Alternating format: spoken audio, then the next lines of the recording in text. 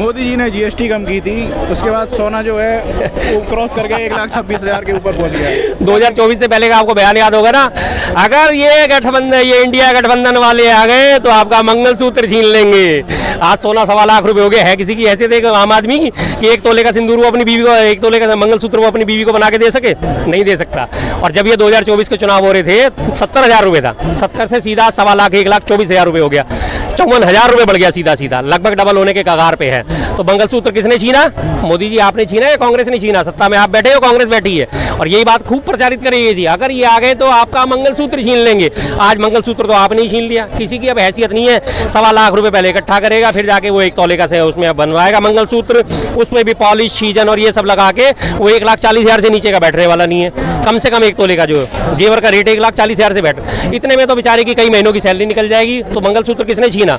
कांग्रेस ने छीना, आपने छीना। 2014 में जब आपने सत्ता संभाली थी मात्र 24,000 रुपए था सोना, और आज 10 सालों में सीधा हर साल 10,000 की भी इंक्रीमेंट लगा लो तो आज 1,24,000 हो गया। 24,000 से सीधा 1,24,000। तो मंगलसूत्र छीनने का काम कौन कर रहा है? कांग्रेस कर रही है, बीजेपी कर रही है, सत्ताधारी कर रहे हैं। क्या लग रहा है कि बिहार में जिस तरीके की पॉलिटिक्स हो रही है, नीतीश कुमार को जिस तरीके से बार बार उनके वीडियो वायरल होते हैं कि मैंने शायद इनका मानसिक संतुलन खराब है, बिल्कुल बिल्कुल, तो आपको क्या लग रहा है उन्हें साइड किया जा रहा है? उनकी बिल्कुल साइड करा जा रहा है, बिल्कुल साइड। ये तो मैंने आपको, हमारी आपकी कई बार बात हो चुकी इस बारे में। कई महीनों से पहले से मैंने आपको कहना शुरू कर दिया था कि अब ये नीतीश कुमार को खुड्डे लाइन करेंगे, इनको बिल्कुल बाहर करेंगे, इनको प्रासंगिकता इनकी खत्म कर देंगे।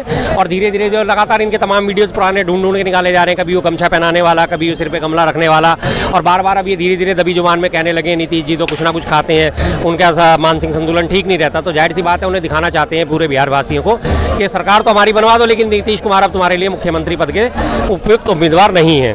उसके पीछे पीछे इन्होंने अपने सम्राट चौधरी को जो है प्रमोट करना शुरू कर ही दिया है, जिसकी डिग्री का था पता नहीं है, कुछ नहीं है, उसे डॉक्टरेट, मानद डॉक्टरेट पता नहीं उसने कहाँ से कर रखी, लेकिन जब उससे 10वीं का सर्टिफिकेट मांगा जाता है तो वो कहता है कि नहीं मुझे याद है, इस बारे में बात ही मत करो। 10वीं कब पास करी जी, बताते ही नहीं बंदा। नहीं, ये आपने बात कही बिल्कुल। अभी एक इंटरव्यू चल रहा था तो उनसे पूछा गया कि आप जो 10वीं आपने पास की नहीं की, तो वो कह रहे हैं जाके मेरा वो देख लो, इसका बिल्कुल हलफनामा देख लो, हलफनामा देख लो।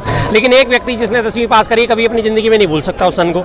मैंने 87 में पास करी, मुझे आज तक याद है। 89 में मैंने 12th पास करा, मुझे आज तक याद है। 89 में मैंने अपना ग्रेजुएशन में एडमिशन लिया, 92 में मैं पास आउट हुआ, मुझे आज तक याद है। 93 में मैंने दोबारा से फिर एडमिशन लिया एक और ग्रेजुएशन करने के लिए, इकोनॉमिक्स करने के लिए, BA इकोनॉमिक्स ऑनर्स करने के लिए, मुझे वो भी याद है। हर चीज़ याद है मुझे, कौन भूलता है। लेकिन भारतीय संविधान तो सबको हक देता है कि अगर आपने पढ़ाई भी नहीं की है तब भी आप चुनाव लड़ सकते हैं। हाँ, वो बात बिल्कुल सही है, इसमें संविधान आड़े नहीं आता, इसमें कोई अपने शैक्षिक योग्यता, लेकिन उसे बताने में हर्ज क्या है? अगर आप नहीं है तो नहीं है, आपने पढ़ाई करी है तो बताइए, नहीं करी तो बताइए। संविधान तो इस बारे में कोई रोक टोक नहीं लगाता। बार बार उनको तेजस्वी यादव को 9वीं फेल कहा जाता है, तो वो कहते हैं ना कि हाँ ठीक है, जो मेरी पढ़ाई लिखाई है बीच में छूट गई, ठीक है छूट गई, मैंने बीच में पढ़ाई छोड़ दी, खुल के स्वीकार करते हैं ना इस बात को, छुपाते तो नहीं लोगों से। लेकिन वो प्रशासक बहुत अच्छे हैं, शानदार प्रशासक है। तो डिग्री दिखाई थी ना, मोदी जी ने कहाँ डिग्री दिखाई? अपनी मोदी जी की डिग्री दिखाई थी अमित शाह जी ने, और वो भी फर्जी डिग्री, MA की और BA की जो 2 डिग्रियां दिखाई गई थी लोगों को, और उसके बाद दोनों की दोनों फर्जी निकली। सब जानते हैं इस बारे में, सैकड़ों बार चर्चा हो चुकी है। 1978 में पास आउट और 1984 में जो फॉन्ट इजाद भी नहीं हुआ था, उस फॉन्ट में वो कंप्यूटर से प्रिंटेड डिग्री थी। हाई कोर्ट ने बाकायदा मनाही कर दिया, नहीं इससे निजता का हनन होगा। किसकी निजता का हनन होगा यार? क्या बात है, पढ़ाई लिखाई करिए, उसे दिखाने में हर्ज क्या है? शर्मा जी, ये प्रश्न ऐसा है कि भारतीय जनता पार्टी, नरेंद्र मोदी, वो जो नैरेटिव चाहते हैं वही नैरेटिव पूरे अभी मीडिया में और लोगों में फैल जाता है। बिल्कुल आप अपनी बात रखना चाहें, जो ग्रोथ करना चाहें, वो चीज़ें नहीं पहुंच पाती। बिल्कुल सच्ची बात है ये। इस बारे में हमारे पवन खेड़ा जी ने कहा था कि अगर जो भी इनको सारे मीडिया चैनल को सुबह सुबह जो है उनके पास, सबके पास व्हाट्सएप मैसेज हो जाते हैं, आज आपने क्या मुद्दा चलाना है, किन मुद्दों पे चर्चा करनी है और क्या चीज़ को प्रमोट करना है, किस चीज़ को डिमोट करना है, और सारे चैनल, तमाम गोदी मीडिया एक ही उसी एजेंडे पे काम करता है। और ये बात अब बिल्कुल सच साबित हो चुकी है। आप देख लीजिए, जो वहाँ से चलेगा तो वो ही चलेगा। प्रधानमंत्री की माँ को गाली दी गई, सारे चैनल्स के पास पहुँच गया, चलाओ चलाओ चलाओ चलाओ चलाओ, लगातार चलाओ।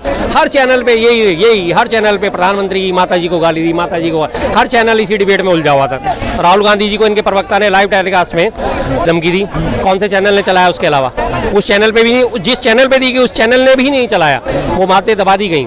इसी तरह जो हमारे मुख्य मुद्दों की बातें होती हैं, SSC में पेपर लीक आउट हुआ, उसकी कोई बात कहीं आपको मीडिया चैनल में नजर नहीं आएगी। हरियाणा में लड़की के साथ, मनीषा के साथ अपहरण हुआ, बलात्कार हुआ, उसको मार दिया गया, उसके बाद कहीं किसी नहीं आई, क्योंकि वो BJP शासित राज्य है। तो जहाँ जहाँ ये चीज़ें होती हैं वहाँ वो सारी चीज़ें दबा दी जाती हैं, और जो इस तरह की सुबह से ही उनको भेज दिया जाता है। आज इसी मुद्दे पर चर्चा करनी है और यही मुद्दा केंद्र केंद्र बिंदु में रहेगा। इलेक्शन कमीशन के अनुसार जिस तरीके से उन्होंने बिहार में SIR कराया, आने वाले समय में और राज्यों में भी इस तरीके की जो है प्रक्रिया चालू की जाएगी। आपको क्या लग रहा है?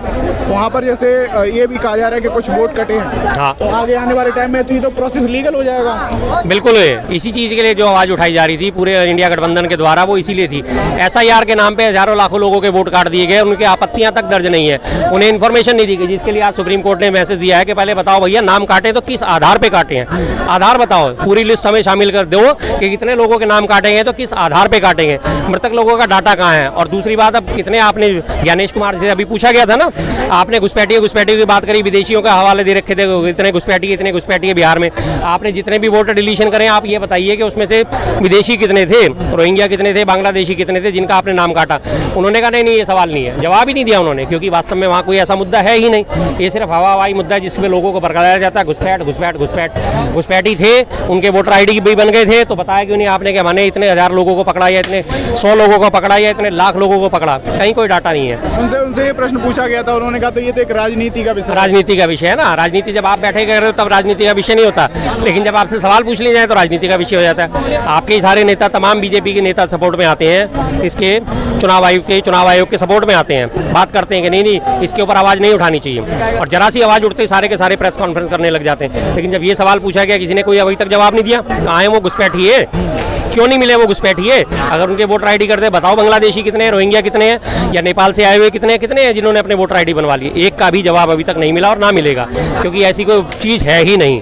तमाम लोगों से मैं तो बार बार कहता हूँ, भैया तो घुसपैठियों की बात सुन के तुम इनकी बातों में आते हो, अपने अड़ोस पड़ोस में बताओ कितने घुसपैठी हैं, कितनों की तुमने रिपोर्ट लिखवाई, कितनों को तुमने पुलिस में इन्फॉर्मेशन दी कि सर मेरे पड़ोस में घुसपैठिया रह रहा है, या ये बांग्लादेशी है, ये रोहिंग्या है, या ये वहाँ से नेपाल से आया हुआ है, या ये गलत आदमी है। एक भी है नहीं आता। दिल्ली में भी कितना बड़ा जबरदस्त उठाया था ना मुद्दा, घुसपैठ। अभी तक कितने निकले हैं? सिर्फ 1350। उन 1350 में भी 350 लोगों से ज़्यादा की वेरिफिकेशन होनी पेंडिंग है, जिनके अभी डाटा करेक्ट होने हैं, और उसमें करीब 900 साढ़े 900 चिन्हित हुए हैं, जिनमें से डिपोर्ट कितने में भी सिर्फ 2 दर्जन। बाकी भी लोग इसीलिए रुके हैं कि उनकी अभी गहन छानबीन चल रही है कि वास्तव में वो बांग्लादेशी या रोहिंग्या हैं या नहीं। लेकिन प्रचारित दिल्ली में ऐसा करा गया था, अरे सारा का सारा चुनाव ही इन्होंने हैक कर लिया है, सारा का सारा चुनाव ही बांग्लादेशी और रोहिंग्या हैं, वही वोट देने वाले हैं और वही सरकार बनाने वाले हैं। कमाल की बात करते हैं। नैरेटिव ऐसा कैसे फैलाने में माहिर हो जाते हैं, क्योंकि जो देश में केंद्र सरकार है वो तो बीजेपी के हाथों में, और जो बॉर्डर की सिक्योरिटी है वो भी BSF के हाथों में। सब कुछ यही है, मुद्दे भी यही है, कत्लगाह भी यही है, कत्ल करने वाले भी यही लोग हैं, लेकिन नैरेटिव यही फैलाते हैं भाई देखो सब कुछ हो रहा है तो विपक्षियों के इशारे पे हो रहा है। BSF बॉर्डर की जिम्मेदार केंद्र सरकार को रिपोर्ट करती है, केंद्र सरकार का जो है गृह मंत्रालय के अंतर्गत आती है। 10 से 11 साल से आपके अंडर में है और फिर भी आप बॉर्डर सिक्योरिटी मजबूत नहीं कर पा रहे। और अगर आ भी रहे रोहिंग्या तो कैसे आ रहे हैं वो बॉर्डर सिक्योरिटी, इसका मतलब मजबूत नहीं है। दूसरी बात, आप कहते हैं बार बार रोहिंग्या, जिस राज्य में जाते हैं जहाँ चुनाव होते हैं वहाँ रोहिंग्या आ जाते हैं। झारखंड में गए थे, अमित शाह जी का यही बयान था, झारखंड को रोहिंग्या मुक्त कर देंगे, अप्रवासियों से मुक्त कर देंगे और घुसपैठियों से मुक्त कर देंगे। चुनाव नहीं जीत पाए, उसके बाद भूल गए। अब क्यों नहीं आप प्रक्रिया चला रहे भाई? अब क्यों नहीं आप वहाँ पे चिन्हित कर रहे लोगों को, रोहिंग्याओं को, घुसपैठियों को? लेकिन ये नहीं है, क्योंकि एक्चुअली सिर्फ ये मुद्दा बना रखा है और तमाम गोदी मीडिया जो है वो इनके चरणों में बैठा रहता है। मैंने बताया ना, सुबह ही उनके पास पहुंच जाता है, आपने चलाना है रोहिंग्या, यहाँ तमाम बीजेपी के सपोर्टर घूमने, उन्हीं से भी बात करने आप लग जाओ। भैया रोहिंग्या कितने, अरे भरे पड़े हैं, रोहिंग्या घुसपैठी है, कांग्रेस उन्हें सपोर्ट करती है, सपोर्ट करती है तो आप भी तो एक बार भाई बताओ कि तुम्हारे पड़ोस में है या नहीं है। मैं तो सबसे कहता हूँ किसी की आवाज नहीं निकलती। भाई तुम्हारे पड़ोस में है? नहीं भाई साहब तुम्हारे पड़ोस में नहीं, भाई साहब तुम्हारे पड़ोस में नहीं, भाई साहब कहाँ है फिर वो? उनके लिए कोई अलग से कॉलोनी बना दी गई है, उनके लिए कोई अलग से नैरेटिव सेट कर दिया गया है, या वो हमारे से कहीं ऊपर के किसी तल पे रहते हैं, हम भूतल पे रहते हैं, वो प्रथम तल पे रहते हैं, कहाँ रहते हैं वो, या वो रसातल में रहते हैं, कहीं नहीं कोई बता पाता, क्योंकि वास्तव में ये चीज़ है नहीं। लेकिन मीडिया ने पूरा फैला रखा है। गोदी मीडिया इस मामले में मशहूर है। गोदी मीडिया की खासियत है कि फैला दो।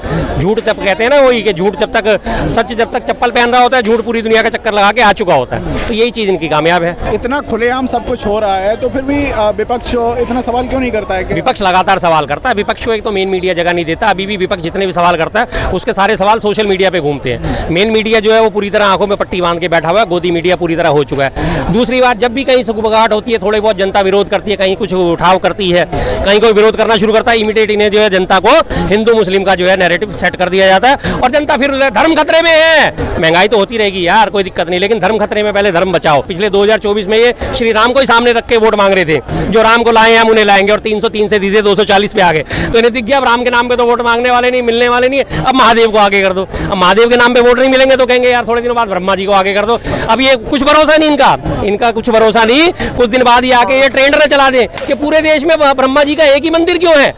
ब्रह्मा भी तो हमारे त्रिमूर्ति हैं।